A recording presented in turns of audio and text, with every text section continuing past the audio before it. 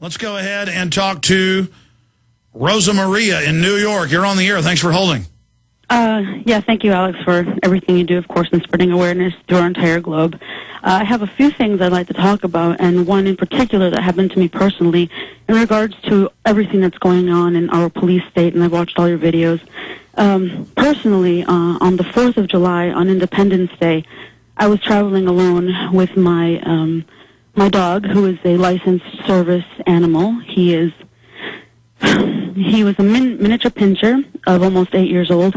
I was coming back from a camping trip, our first camping trip in Sedona, Arizona, coming back to Manhattan, and I was pulled over by the DPS, the Department of Public Safety. They did not tell me why they were pulling me over. Now I'm about 5 feet tall, 110 pounds, absolutely no threat at all. They pulled me over, and he told me to get out of the car, shouted at me through the loudspeaker, it was very angry. And so what happened? Got me out of the car. I saw my dog Dunkin, named after Dunkin' Donuts, sitting in the back seat quietly resting.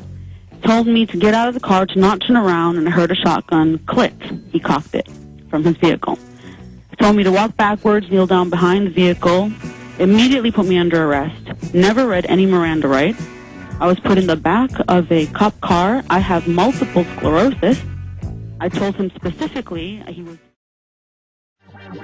The answer to 1984 is 1776. You're listening to The Alex Jones Show.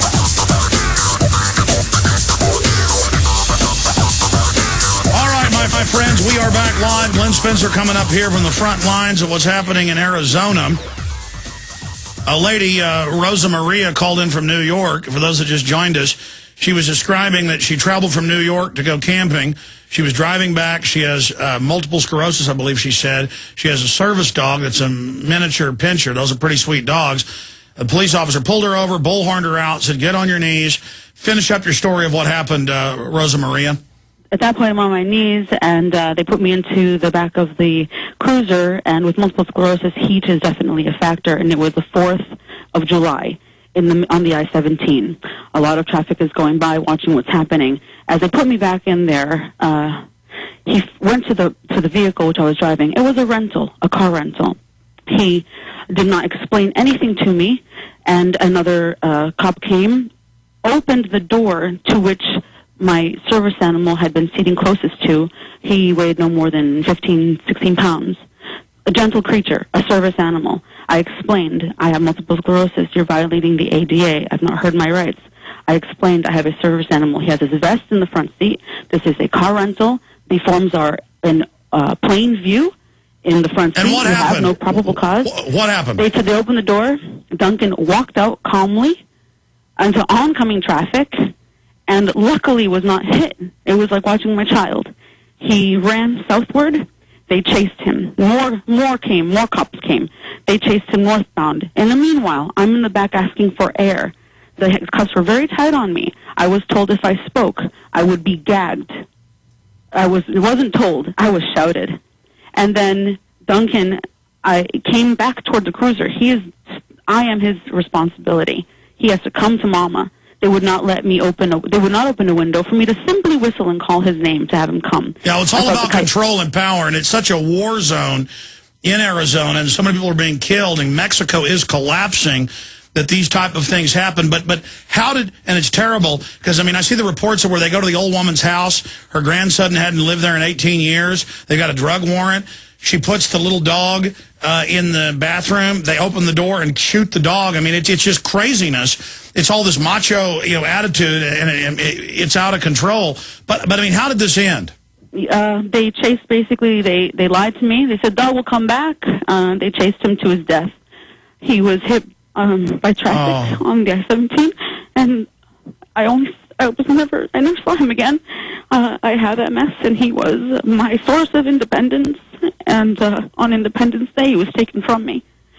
So, and why did they, I'm so sorry, Rosamaria, but why did they say they pulled you over? I was not cited for anything.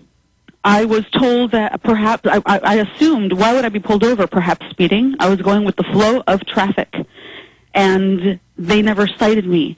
And on the Facebook.com/Justice for Dunkin, spelled like Dunkin' Donuts, Dunkin, you can see the photographs of the incredible bruising on both my wrists. All right, we're gonna put it up. We're gonna put it up. But say that again. Justice for Dunkin. Yes, and that's on Facebook. Facebook.com. Yes, /Justice for Dunkin, Dunkin. I also have a blog spot as well. That is at the Justice for Dunkin. .blogspot.com. Again, Dunkin, Dunkin. Did they apologize for getting your dog killed? No, absolutely nothing. No apology. And the first thing I did, because I'm an intelligent woman, I started to take pictures. As soon as I was there for 3 hours, Alex, on the side of the road on the 4th of July, screaming. Yeah, but they showed you who the boss was. They didn't let you whistle for the dog, and that's what matters, is that government's your God. The good news is, in Arizona, they've revolted against the speed cameras. They're now removing them. People are wearing guns openly, and they're saying no to the tyranny. And not all police are like that, but they are very cold, and they need some common sense. And I'll check into your story. I'm sorry to hear that, Rosa. There's her little dog. A tiny little dog. In fact, blow that up for people on screen that are watching on prisonplanet.tv. Let's blow those photos up for people. This is just outrageous. I've been suffering ever since, and I also have video of you can see our happiness, and he really, truly, I needed nothing with Dunkin. I needed him, and he needed me, and they took him, and he would have been 8 years old on October 23rd, and he was, I was looking to move to Arizona, I lived in Arizona for almost 10 years and moved to New York, to Manhattan.